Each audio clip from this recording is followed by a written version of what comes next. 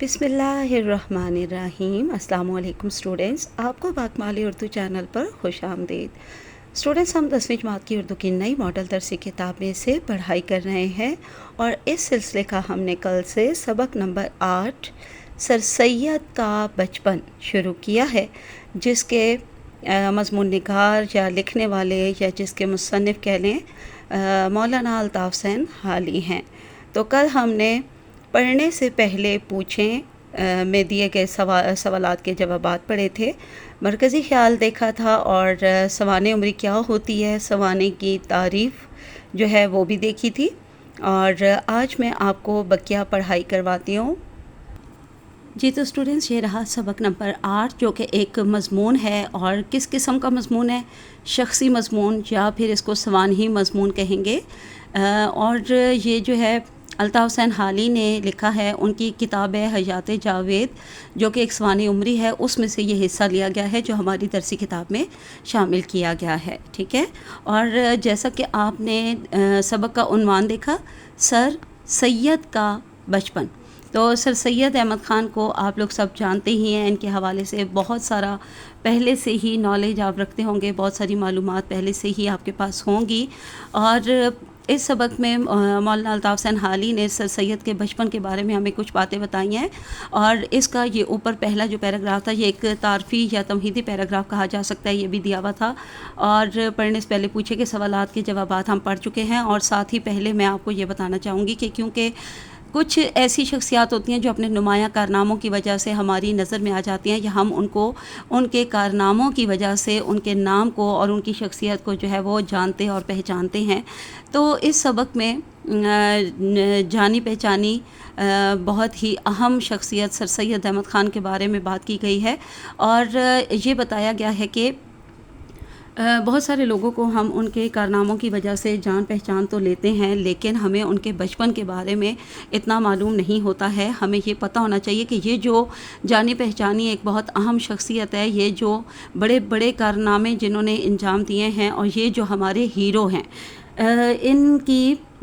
جو زندگی ہمارے سامنے آئی ہے ان کے کارناموں کی وجہ سے، تو کیا یہ شروع سے ہی ایسے تھے؟ یہ جو ہمارے ہیرو بن گئے ہیں، تو کیا یہ شروع سے ہی اتنے لائق فائق ذہین و فطین تھے، یا پھر یہ اپنے بچپن میں کیسے تھے؟ تو ہمیں ان کی شروع کی زندگی، ان کے بچپن کی زندگی کے بارے میں بھی معلوم ہونا چاہیے۔ تو اس لیے پھر اس سبق میں ہمیں الطاف حسین حالی نے بتایا ہے کہ جو سر سید احمد خان ہے وہ جو ہے عام بچوں کی طرح ہی تھے اپنے بچپن میں، یعنی کہ جو ایک نارمل بچہ ہوتا ہے، جتنا وہ ذہین ہوتا ہے، جتنا وہ تیز ترار ہوتا ہے، بس ویسے ہی تھے، ذہانت میں بالکل عام ہی بچوں کی طرح تھے۔ اور انہوں نے بعد میں اپنی سوچ بچار کا دائرہ جو ہے اس کو وسیع کیا، اور اپنی دماغی صلاحیتوں کو جو ہے وہ استعمال کرنا شروع کیا، ان کو محنت میں، مشقت میں ڈالا، یعنی کہ اپنے ذہن کا استعمال کرنا شروع کیا۔ تو اس کے بعد جو ہے وہ پھر ہمارے ہیرو بنے، ٹھیک ہے۔ بچپن میں انہیں کھیل کی نہ تو کسی قسم کی ان پر کوئی پابندی تھی، اور نہ ہی بہت زیادہ آزادی دی گئی تھی کہ کھیل کود کے لیے وہ اپنے گھر سے باہر چلے جائیں، جہاں مرضی چلے جائیں، اور جس طرح کی مرضی جو ہے وہ لڑکوں سے، دوستوں سے دوستیاں رکھیں، اور ان کے ساتھ جس وقت دل چاہے باہر نکل جائیں اور کھیلیں کودیں۔ تو ایسا نہیں تھا، اکیلا گھر سے انہیں باہر جانے کی بالکل بھی اجازت نہیں تھی، اسی تاکہ وہ جو ہے نا وہ ہر طرح کے آوارہ مزاج اور اس طرح کے بچوں سے وہ دور رہ سکیں، اور ایسی محفلوں میں نہ جائیں، ایسے بچوں کے ساتھ اپنا بچپن نہ گزاریں، ٹھیک ہے، جن کی پہچان جو ہے وہ اچھی نہیں تھی، ٹھیک ہے۔ ان کی پرورش جو تھی نا، سر سید احمد خان کی پرورش جو ہے وہ ایک دینی یعنی مذہبی گھرانے میں ہوئی تھی، اور ان کے ہاں صوفیہ سے عقیدت جو ہے ان کے گھر میں رکھی جاتی تھی بہت زیادہ، جس کی وجہ سے سر سید بھی بچپن ہی سے عقیدت رکھتے تھے صوفیہ کرام سے۔ اور جو ان کے ننیال میں ان کا وقت گزرا تھا، ان کے نانا کے گھر میں، تو وہاں پر ہی ایک جو ہے نا استانی ان کے گھر میں تھی، جو نوکر تھی ان کے گھر میں، خادمہ تھی ان کے گھر میں، تو اسی سے انہوں نے نا پھر ناظرہ وغیرہ بھی پڑھا تھا، وہ اور بچوں کو پڑھاتی تھی، تو سر سید کو بھی انہوں نے پڑھایا تھا، اور اس طرح سے پھر انہوں نے اپنے قرآن شریف جو ہے وہ مکمل کیا تھا۔ تو چلیے، ہم نے پہلے صفحے کی صفحہ نمبر 81 کی جو ہے وہ پڑھائی کی تھی یہاں تک، اب ہم آج آگے پڑھتے ہیں اور کوشش کرتے ہیں کہ آج ہی انشاءاللہ اس سبق کو مکمل کریں اور کل اس کا مشقی حل دیکھیں، اور پھر اس کے بعد انشاءاللہ میں آپ کو فیڈرل بورڈ کا بالکل لیٹسٹ ماڈل پیپر جو آیا ہے وہ حل کروانا شروع کروں گی انشاءاللہ۔ تو چلیے اب پڑھائی شروع کرتے ہیں۔ شاہ صاحب اکثر کہا کرتے تھے کہ گو کا مطلب اگرچہ یا گویا یا اگرچہ، ٹھیک ہے، گو کا یہاں پہ معنی اگرچہ، گو خدا تعالیٰ نے مجھے اولاد کے جھگڑوں سے آزاد رکھا ہے، یعنی مجھے تو اولاد سے محروم رکھا ہے یا اولاد سے نہیں نوازا، لیکن متقی کی اولاد کی محبت ایسی دے دی ہے کہ اس کے بچوں کی تکلیف یا بیماری مجھے بے چین کر دیتی ہے۔ متقی جو ہے وہ سر سید احمد خان کے والد کا نام ہے۔ بے چین کر دیتی ہے یعنی بے قرار کر دیتی ہے۔ سر سید کو مسمات بھاگ بی بی نے جو ایک قدیم خیرخواہ خادمہ، اچھا یہاں لفظ لکھا ہوا ہے قدم خیرخواہ خادمہ، اگر تو یہ لفظ صحیح لکھا ہوا ہے قدم خیرخواہ، تو اس کا پھر معنی بنے گا بھلائی کا قدم رکھنے والی خادمہ، ٹھیک ہے۔ تو ویسے جو ہے میں نے 2-3 اور جگہوں پہ اس کو کنفرم کیا ہے، تو وہاں پہ یہ لفظ قدیم لکھا ہوا ہے، ایک قدیم خیرخواہ خاتمہ، یعنی ایک کافی پرانی کافی شروع کی ان کے گھر میں جو ان کی خیر اندیش، ان کی بھلائی چاہنے والی، ان کے ساتھ بہت اچھی ایک خاتمہ جو تھی ان کے گھرانے کی تھی، اس نے پالا تھا، اس لیے ان کو ماں بی بی سے نہایت محبت تھی، ٹھیک ہے، پالا تھا یعنی پرورش کی تھی، تو کیونکہ انہوں نے پرورش کی تھی تو اس لیے ان کو یہ ماں بی بی کہا کرتے تھے۔ تو وہ 5 برس کے تھے جب ماں بی بی کا انتقال ہوا۔ ان کا بیان ہے کہ مجھے خوب یاد ہے، یعنی اچھی طرح یاد ہے، ماں بی بی چند گھنٹے پہلے فالسے کا شربت مجھ کو پلا رہی تھی۔ فالسے جو ہے وہ ایک طرح کا پھل ہے، جامن کی طرح بالکل چھوٹے چھوٹے سے گول گول سے یہ ہوتے ہیں۔ جب وہ مر گئی تو مجھے اس کے مرنے کا نہایت رنج ہوا، یعنی دکھ ہوا۔ میری والدہ نے مجھے سمجھایا کہ وہ خدا کے پاس گئی ہے، یعنی وہ اب اللہ تعالیٰ کے پاس چلی گئی ہے، بہت اچھے مکان میں رہتی ہے، یعنی وہاں اس کے پاس بہت اچھا محل، بہت اچھا بڑا سا گھر ہے رہنے کے لیے، یعنی ایک اچھے مکان میں وہ رہتی ہے۔ بہت سے نوکر چاکر اس کی خدمت کرتے ہیں، یعنی اس کے پاس بہت سارے ملازم بھی ہیں جو اس کی خدمت، کیونکہ یہ ان کے ساتھ بہت محبت رکھتے تھے، آخر ماں بی بی نے انہیں پالا تھا، تو ان کی تسلی کے لیے، ان کے دل کے اطمینان کے لیے ان کی والدہ نے جو ہے نا اس طرح کے تسلی بخش الفاظ ان کو کہے تھے، ٹھیک ہے۔ اور اس کی زندگی آرام سے گزرتی ہے۔ تم کچھ بھی مت کرو، تو یہ جو میں نے کچھ اور بکس وغیرہ میں دیکھا ہے نا، تو یہاں پہ لفظ رنج بھی بیچ میں آتا ہے۔ تم کچھ بھی مت کرو سے بھی پھر آپ یہی سمجھ سکتے ہیں کہ تم کسی طرح کی فکر نہ کرو، کسی کا رنج نہ، کسی طرح سے رنج اور دکھ نہ کرو، ٹھیک ہے۔ لیکن کیونکہ دوسری بکس میں یہاں لفظ رنج بھی موجود تھا تو میں نے یہاں لکھ بھی دیا ہے، تم کچھ بھی رنج مت کرو، یعنی تم کسی طرح کی کوئی فکر نہ کرو یا دکھ میں مت پڑو یا دکھ نہ کرو۔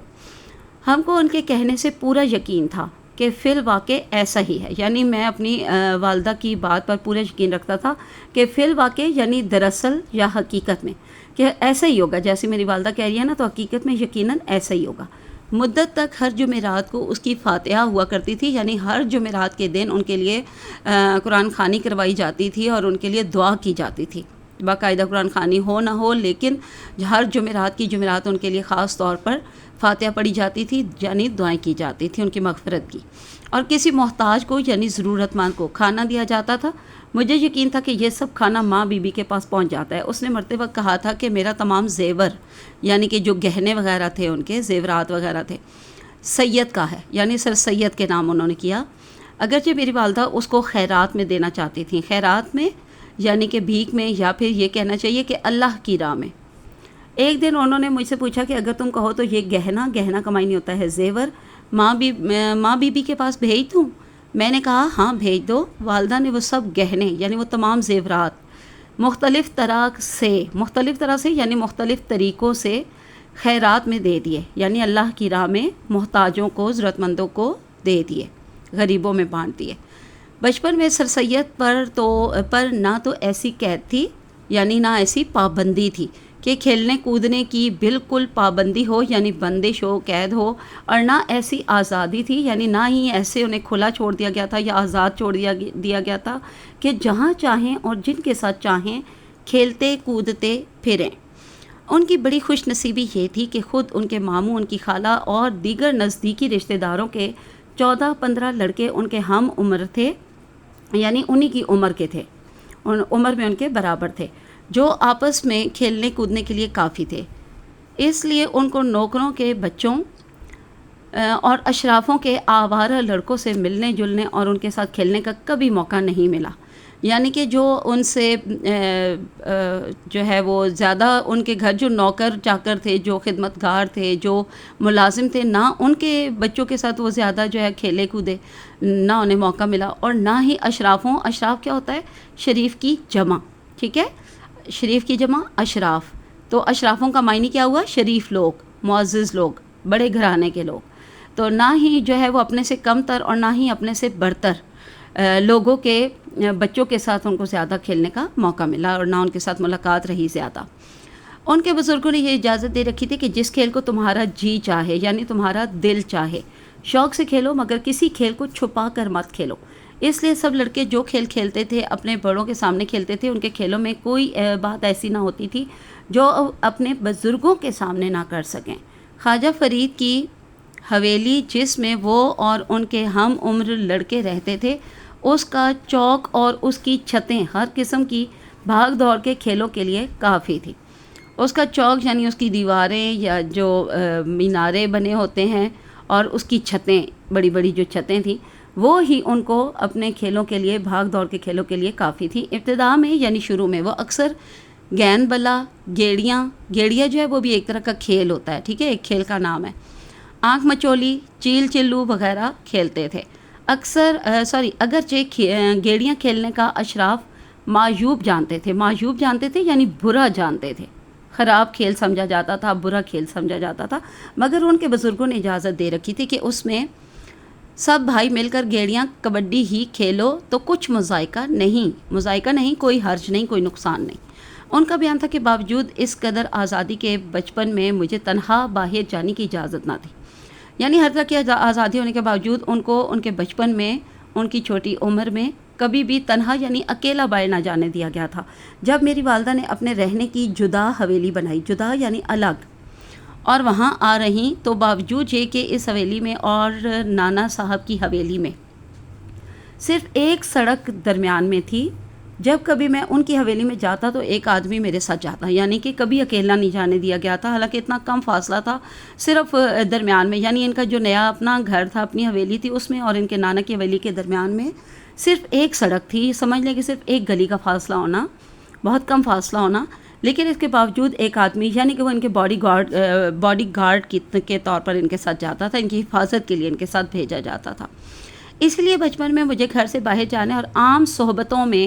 بیٹھنے یا آوارہ پھرنے کا بالکل اتفاق نہیں ہوا، یعنی بلا وجہ ادھر ادھر گھومنے کا بالکل اتفاق نہیں ہوا۔ سر سید اپنے کھیل کود کے زمانے میں بہت مستعد، یعنی کہ ہوشیار، چالاک، چست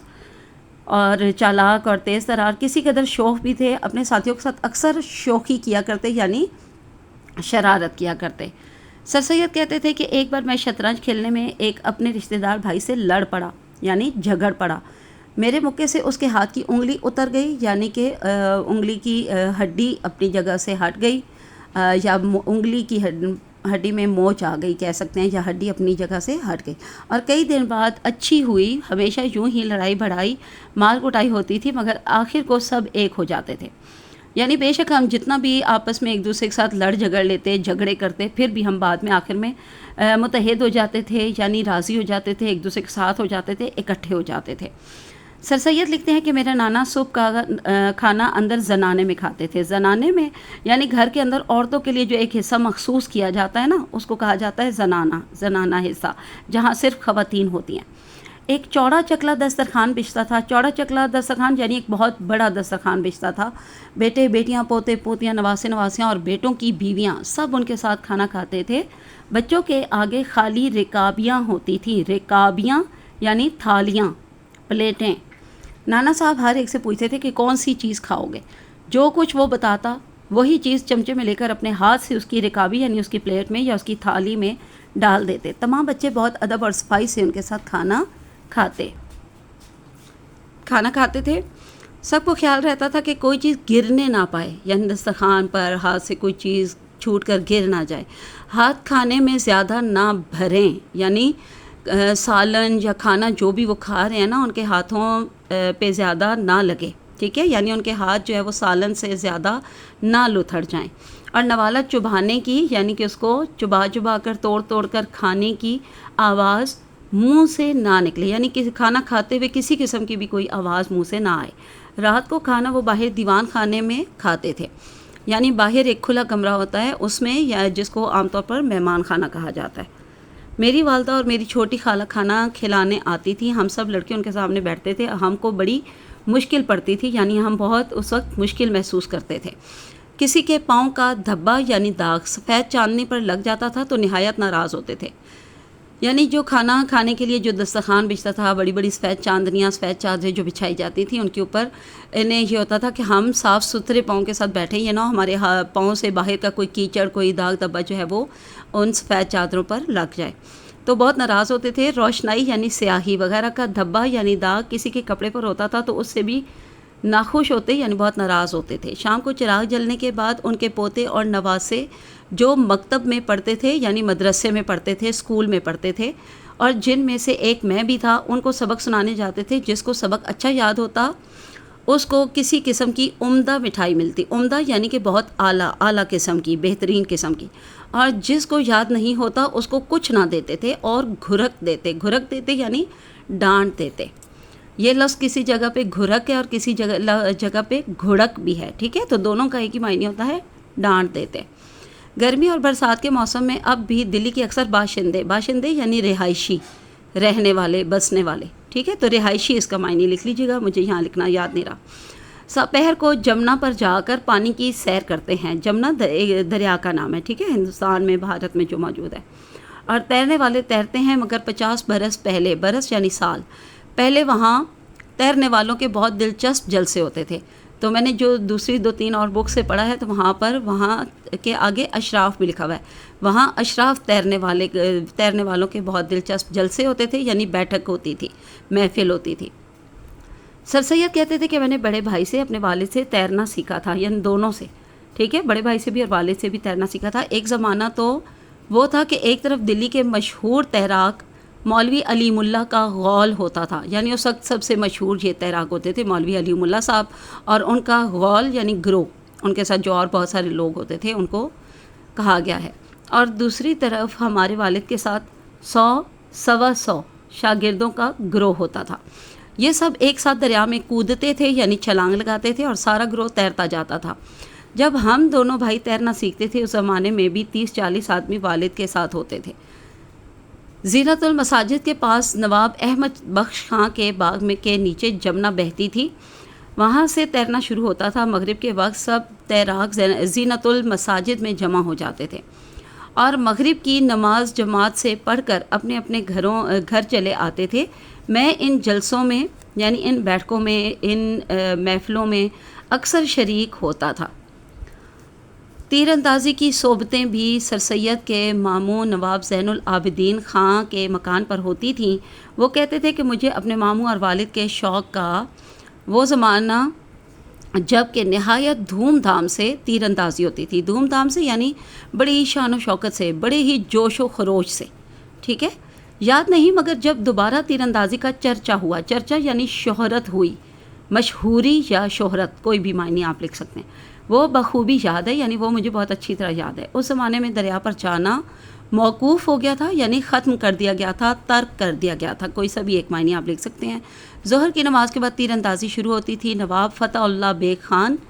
نواب سید عظمت اللہ خان، نواب ابراہیم علی خان اور چند شاہزادے اور رئیس یعنی امیر لوگ اور شوقین اس جلسے میں شریک ہوتے تھے، شوقین جو ان کھیلوں کا شوق رکھتے تھے۔ میں نے بھی اسی زمانے میں تیر اندازی سیکھی اور مجھ کو خاصی مشق ہو گئی تھی۔ یہاں پہ مشق کا معنی ہوگا مہارت۔ مجھے خوب یاد ہے کہ ایک دفعہ میرا نشانہ جو تودے میں نہایت صفائی اور خوبی سے جا کر بیٹھا، خوبی سے یعنی اچھی طرح سیدھا نشانے پر لگا، جو تودہ منتخب کیا ہوا تھا نا کہ جس پر نشانہ لگانا تھا، ہدف بنایا ہوا تھا جس تودے کو، ٹکڑے کو، جو بھی وہاں پہ ایک حصہ تھا جس چیز کا بھی، تو بہت اچھی طرح ان کا نشانہ وہاں پہ جا کر لگا، جا کر بیٹھا کا مطلب ہے نشانہ جا کر لگا، اپنے صحیح ہدف پر جا کے لگا۔ تو والد بہت خوش ہوئے اور کہا مچھلی کے جائے کو کون تیرنا سکھائے، جائے یعنی پیدا کیے ہوئے کو، یہ جلسہ برسوں تک رہا، پھر موقوف ہو گیا یعنی ختم ہو گیا، پھر اس کے بعد یہ جلسے بند ہو گئے۔ اہل اللہ یعنی اللہ والے اور مقدس لوگوں یعنی نیک لوگوں کی عظمت کا خیال بچپن سے سر سید کے دل میں بٹھایا گیا تھا، یعنی سر سید کے دل میں ڈال دیا گیا تھا۔ وہ اپنے والد کے ساتھ اکثر شاہ غلام علی صاحب کی خدمت میں جاتے تھے اور شاہ صاحب سے ان کی عقیدت کا رنگ اپنی آنکھ سے دیکھتے تھے۔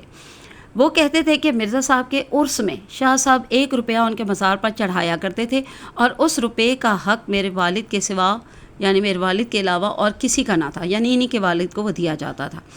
ایک دفعہ عرس کی تاریخ سے کچھ پہلے ایک مرید نے شاہ صاحب سے اجازت لے لی کہ اب کی بار نظر کا روپیہ یعنی اس منت کا روپیہ یا اس انعام یا تحفے کا روپیہ، ویسے یہاں پہ منت ہوگا، ٹھیک ہے،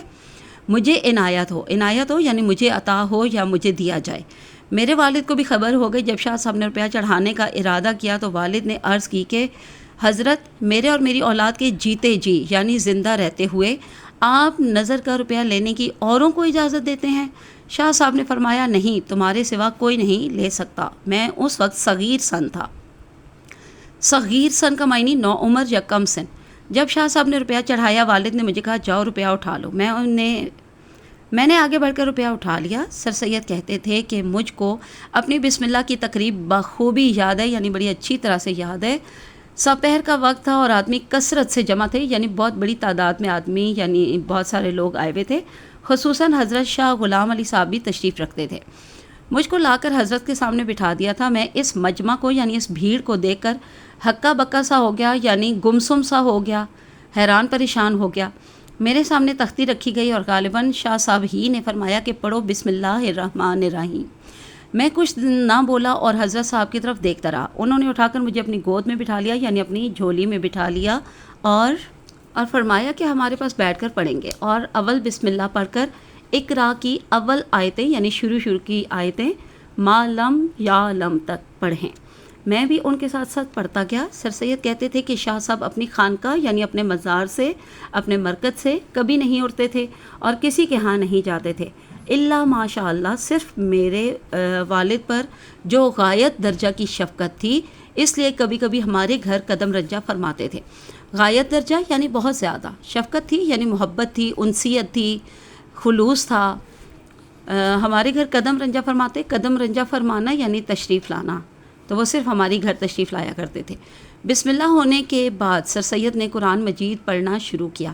یہ بسم اللہ کی تقریب ہوتی ہے کہ جب قرآن پاک پڑھنا شروع کرتے ہیں نا تو پہلے یہ بسم اللہ کی تقریب ابتدا میں کی جاتی ہے۔ ان کے ننیال میں زمانہ قدیم سے یعنی پرانے زمانے سے کوئی نہ کوئی استانی نوکر رہتی تھی۔ سر سید نے استانی ہی سے جو ایک اشراف گھر کی پردہ نشین یعنی شریف گھر کی ایک پردہ دار بی بی تھی، سارا قرآن ناظرہ ان سے پڑھا تھا۔ وہ کہتے تھے کہ میرا قرآن ختم ہونے پر ہدیہ کی مجلس جو زنانہ میں ہوئی تھی وہ اس قدر دلچسپ اور عجیب تھی کہ پھر کسی ایسی مجلس میں وہ کیفیت وہ حالت میں نے نہیں دیکھی۔ تو چلیے جی، آج ہمارا یہ سبق مکمل ہوا۔ ویڈیو تھوڑی لمبی ہو گئی ہے بٹ آج ہم نے یہ مکمل کر لیا۔ اب انشاءاللہ کل آپ کو اس کی مکمل مشق جو ہے وہ حل کروائی جائے گی۔ آج کے لیے اتنا کافی۔ اللہ حافظ، فی امان اللہ۔